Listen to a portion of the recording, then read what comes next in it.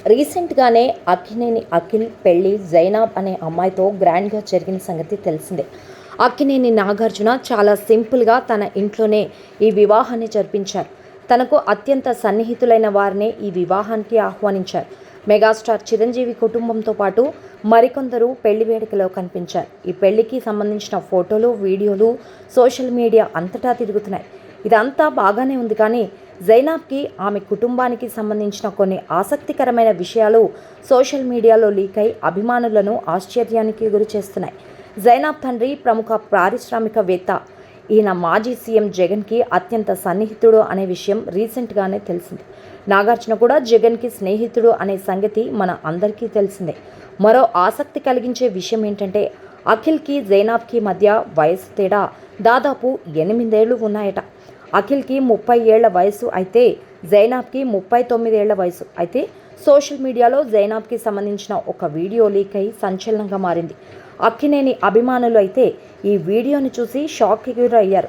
ఇక మిగిలిన నెటిజన్స్ అయితే ఇదేమి పోయే కాలమండి బాబు అంటూ జైనాబ్ది తిడుతున్నారు.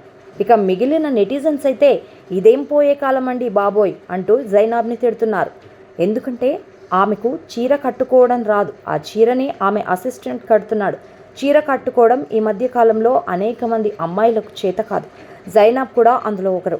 ఇది పెద్ద విషయమేమీ కాదు, కానీ ఆమె చీరను ఒక పురుషుడు కట్టడమే సంచలనమైన టాపిక్గా మారింది. కడితే అక్కినేని అఖిల్ కట్టాలి, లేకుంటే ఆడవాళ్లు కట్టాలి, అంతేకాని పరపురుషుడి చేత చీర కట్టించుకోవడం ఏంటి అంటూ నెటిజన్స్ దుర్భాషలాడుతున్నారు. తన అసిస్టెంట్తో చీర కట్టించుకుంటూ తర్వాత అఖిల్ వద్దకు ఫోటోషూట్కు వెళ్ళింది. ఈ విషయం అఖిల్కి నిజంగా తెలుసా?